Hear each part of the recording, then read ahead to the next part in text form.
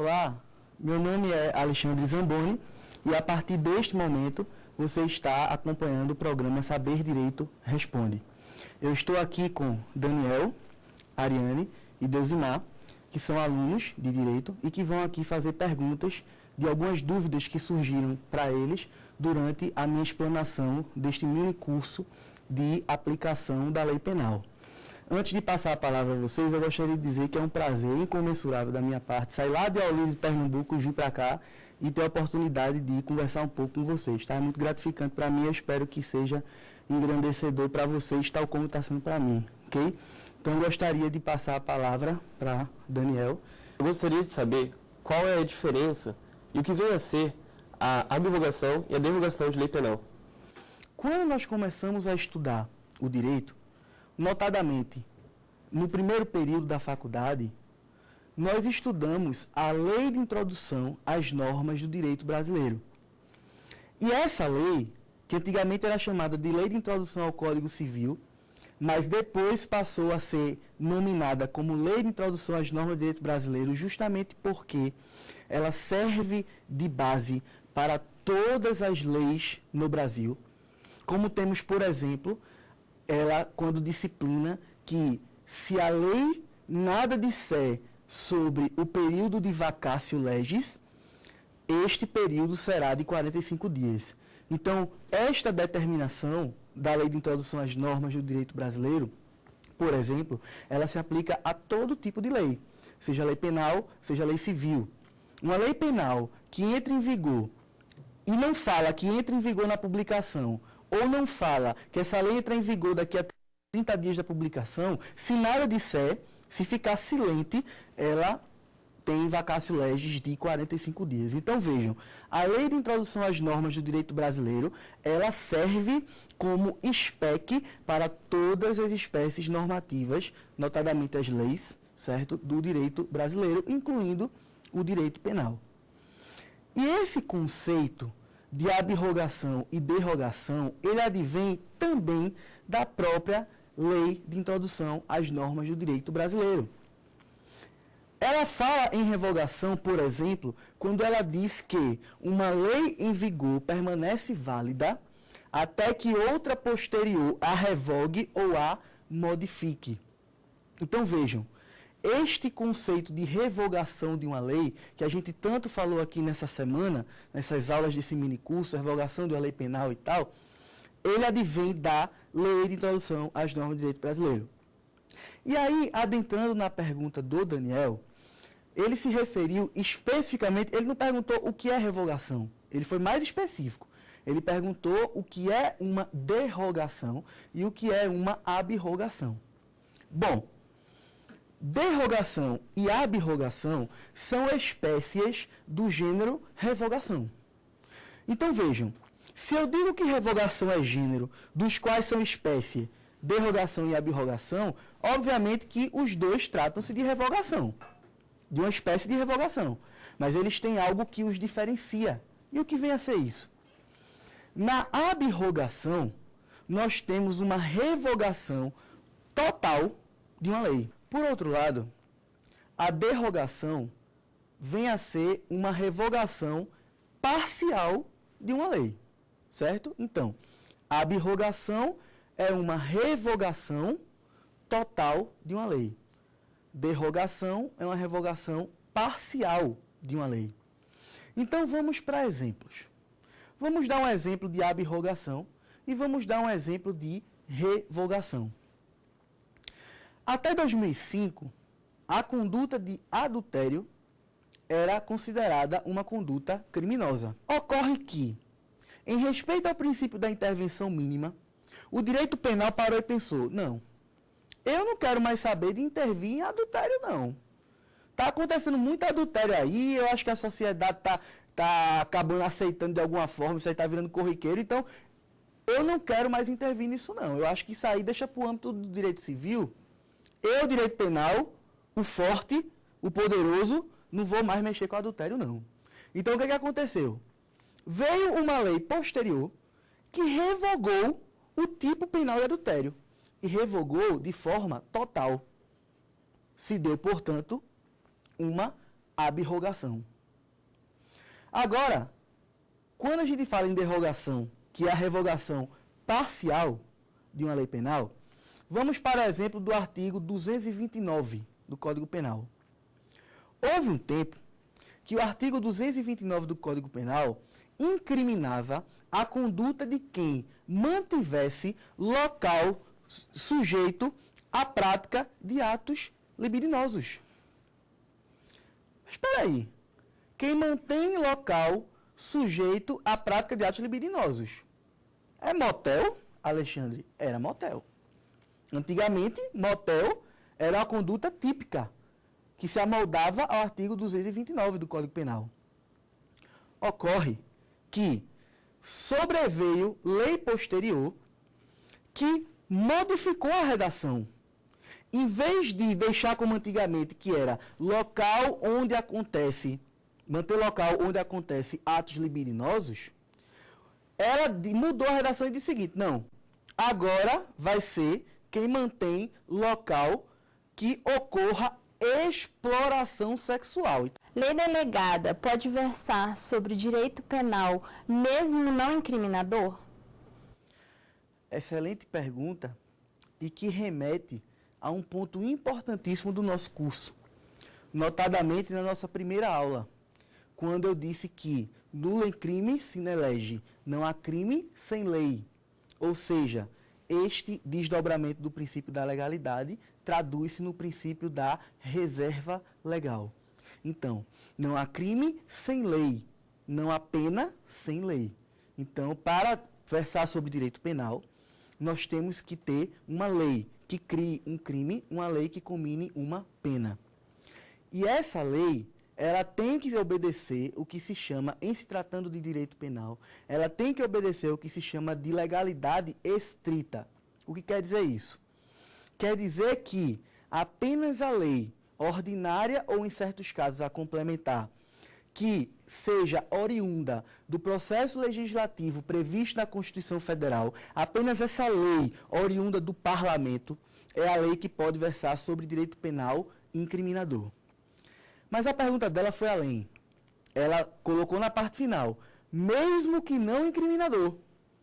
E aí vai remeter a um ponto importantíssimo da primeira aula, quando eu falei da questão das medidas provisórias. Relembrando, eu disse que, após a emenda constitucional de 2001, medida provisória não pode mais versar sobre direito, não pode mais versar sobre direito penal de acordo com o texto da Constituição. Lá no seu artigo 62, parágrafo 1º, inciso 1º, a linha B. Medida provisória não pode versar sobre direito penal. Ponto. Esse é o texto da Constituição. Então, ficou muito claro que medida provisória não poderia jamais criar crimes nem combinar penas. Ou seja, não poderia versar sobre direito penal incriminador. Mas, a despeito do texto constitucional, surgiu parte da doutrina que disse o seguinte: em 1997, antes, portanto, da emenda constitucional de 2001, em 97, o Supremo validou medida provisória que, na época, versava sobre causa extintiva de punibilidade em crimes tributários. Ou seja, medida provisória versando sobre direito penal não incriminador. Medida provisória versando sobre causa extintiva de punibilidade. Direito penal não incriminador, portanto. Ocorre que esta medida provisória foi antes dessa emenda constitucional de 2001, que deu nova redação ao artigo 62, parágrafo 1º, inciso 1º, a linha B da Constituição, certo? Então, depois de 2001, disse, medida provisória não pode versar sobre direito penal. Mas aí veio parte da doutrina e disse, ora, em 2007, medida provisória versou sobre direito penal não incriminador quando se referiu ao Estatuto dos Armamentos. E aí eu expliquei que não foi bem assim. Essa medida provisória ela serviu apenas como complemento de uma norma penal em branco do Estatuto dos Armamentos. Então ela não serviu como versando sobre direito penal incriminador, criando criando tipo penal não incriminador, certo? Aí vem a pergunta dela. E eu respondo fazendo analogia à medida provisória. Medida provisória não pode versar sobre direito penal porque, embora seja lei em sentido material, não é lei em sentido formal porque não foi oriundo do parlamento. Foi uma lei apenas em sentido material, tem força de lei, mas não é lei em sentido formal. Então não respeita a estrita legalidade, então não pode versar sobre direito penal, mesmo que não incriminador. E qual é a relação com a pergunta dela? Ela falou de lei delegada. Lei delegada também é uma lei em sentido material, mas não é lei em sentido formal, desrespeitando, portanto, o princípio da estrita legalidade e, de acordo com o artigo 68, parágrafo 1º da Bíblia Política, ela não pode versar sobre direito penal, mesmo que não incriminador. Normas penais não incriminadoras devem total obediência ao princípio da legalidade? Boa pergunta, Deusimar. Vejam, o princípio da legalidade é o princípio mais importante do direito penal. Eu deixei isso bem claro na nossa primeira aula aqui, certo? Então, tudo parte do princípio da legalidade. As normas penais podem ser normas penais incriminadoras, que são aquelas que narram os crimes, os preceitos primários, e combinam as penas, os preceitos secundários. E ela pode ser uma norma penal não incriminadora. Com relação à norma penal incriminadora, eu acho que é bastante fácil a gente perceber que deve total e irrestrita obediência ao princípio da legalidade. Tanto é assim que sequer é permitida a analogia de forma total. É apenas permitida a analogia se for para beneficiar, certo? Então vejam, com relação a normas penais incriminadoras, o que não foi a pergunta dele, certo? Só estou na introdução. Com relação a normas penais incriminadoras, a resposta é muito tranquila. Não. Não pode outra espécie normativa que não lei em sentido estrito versar sobre direito penal. Então, deve obediência total ao princípio da legalidade? Sim, deve. Mas aí ele perguntou sobre normas penais não incriminadoras. E, Alexandre, o que vem a ser isso? Normas penais não incriminadoras são, por exemplo, as causas de exclusão de ilicitude, previstas lá no artigo 23 do Código Penal. As causas de exclusão de ilicitude são exemplos de normas penais não incriminadoras permissivas justificantes. Nós temos também as chamadas dirimentes penais, ou seja, causas de exclusão de culpabilidade. Normas penais permissivas não incriminadoras exculpantes.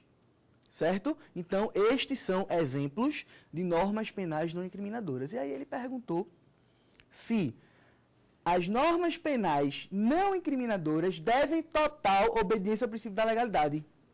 E a resposta é: não devem. Não devem. Diferentemente das normas penais incriminadoras, as normas penais não incriminadoras não devem total e restrita obediência ao princípio da legalidade. Querem um exemplo? Vejam. No Código Penal, no artigo 23, nós temos 4 causas de exclusão de ilicitude. Nós temos o estado de necessidade, a legítima defesa, o estrito cumprimento de um dever legal e o exercício regular de um direito. Essas 4 causas de exclusão de ilicitude estão positivadas no artigo 23 do Código Penal. Mas vem a doutrina e diz: não são só essas não, tem mais uma.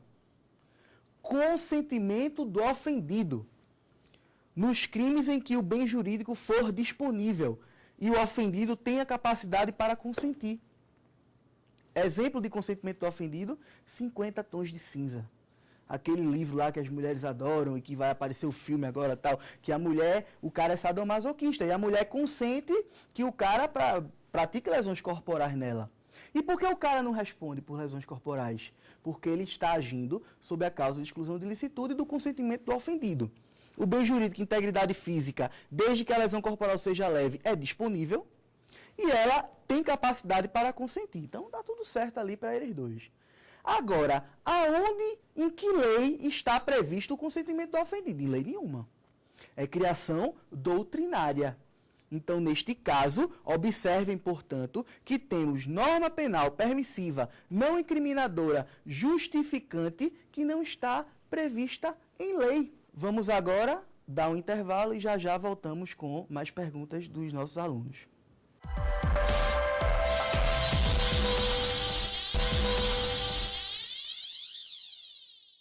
Estamos de volta no segundo e último bloco do programa Saber Direito Responde.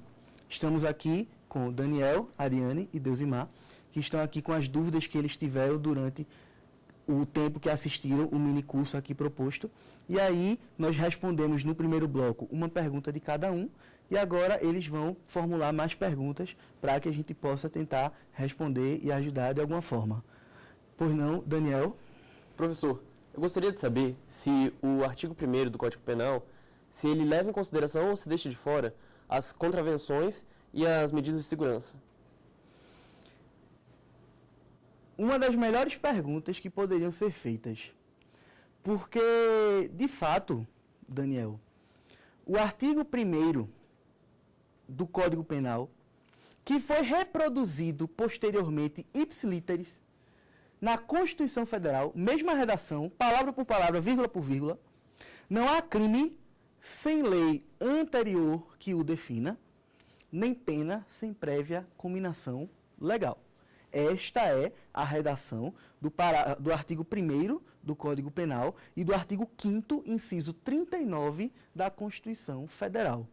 E aí, obviamente, o aluno de graduação atento, ele vai ler, ele vai ter estudado a parte introdutória do direito penal, ele vai saber que infração penal é gênero, dos quais são espécie o crime e a contravenção, e que existem algumas diferenças entre eles, como, por exemplo, no crime é aquela conduta que se pune com pena privativa de liberdade, restritiva de direito ou multa. Ao passo que na contravenção penal é aquele comportamento que é punido com prisão simples e multa. Então, temos crime e temos contravenção. E ambos são espécies do gênero infração penal. Da mesma forma, quando fala nem pena sem prévia cominação legal, o aluno também atento vai pensar, mas espera aí. A gente sabe que quando se pratica um crime, nasce para o Estado o ius puniendi, ou seja, o direito de punir do Estado. O direito de punir do Estado, que nasce juntamente com a persecutio criminis, que é o direito de o Estado instaurar uma investigação, um processo criminal. E aí, com a prática do crime, nasce o direito de se persecucionar aquela conduta e, posteriormente, o ius puniendi, que é o direito subjetivo de punir do Estado. Então, quando a gente fala em crime, a gente vê a consequência jurídica do crime. E qual é a consequência jurídica do crime? É a imposição de uma sanção penal. Então, até aqui, crime e contravenção, espécie do gênero infração penal. Pena e medida de segurança, espécie do gênero sanção penal. E aí, o Daniel perguntou, mas o princípio da legalidade, o artigo 1º do Código Penal, artigo 5º, inciso 39 da Constituição, diz que não há crime sem lei e pena sem lei. E não fala em contravenção. Não fala em medida de segurança. Aí ele pode pensar assim, não seria melhor que o legislador tivesse escrito assim, ó, não há infração penal sem lei que o defina, nem sanção penal sem prévia cominação legal. Aí estaria, Daniel, tecnicamente perfeito. Porque ao falar em infração penal, estaria abrangendo automaticamente as contravenções e, ao falar em sanção penal, estaria abrangendo as medidas de segurança. Mas, a despeito de, neste artigo 1º do Código Penal e no artigo 5º, inciso 39 da Constituição, não constar escrito expressamente as contravenções e medidas de segurança, entende-se que sim, Daniel, sim. O princípio da legalidade abrange, não deixa de fora, não. Ele abrange. Quando ele fala em crime, eu quero que você entenda crime ou contravenção. E quando ele fala em pena, eu quero que você entenda pena ou medida de segurança. Qual a diferença entre crime à distância e crime plurilocal? Muito boa pergunta, que faz um link diretamente à nossa aula de lei penal no espaço. Notadamente, quando eu falei a diferença entre o artigo 6º do Código Penal e do artigo 70 do Código de Processo Penal. Vamos relembrar. Quando a gente fala em conflito de lei penal no espaço, significa dizer que eu estou com mais de uma lei penal de mais um Estado soberano, porque a lei penal é um ato de soberania do Estado. Então, se eu tenho dois Estados soberanos que querem aplicar sua lei penal, eu tenho um conflito de leis penais no espaço. Então, vamos lá. Eu tenho um conflito entre a lei penal argentina e a lei penal brasileira. Opa, dois Estados soberanos. Cada um com sua lei penal. A Argentina com sua lei penal e o Brasil com sua lei penal. Aí sim, nós vamos estar fazendo referência ao artigo 6º do Código Penal, que trata da teoria da ubiquidade para definir o lugar do crime para fins de incidência da lei penal brasileira. Então, esse artigo 6º do Código Penal, ele trata de um conflito internacional de jurisdição. Então, na teoria da ubiquidade, o Brasil vai dizer o seguinte: olha, você praticou a conduta no Brasil, mas o resultado se deu em outro país, tem problema não, eu aplico minha lei penal. Ah, você praticou a conduta na Argentina, mas o resultado se deu no Brasil, não tem problema, eu aplico minha lei penal também. Ao passo que o artigo 70 do Código de Processo Penal, ele vai se referir a um conflito interno, não é nem de jurisdição, é de competência. Porque quantas leis penais temos no Brasil? 2, 3? Não, uma só. Então, se um crime ocorre a conduta em Brasília e o resultado no Rio de Janeiro, a minha dúvida vai ser, qual a lei penal eu vou aplicar? Não, minha dúvida não é essa, porque eu só tenho uma lei penal, que é a brasileira.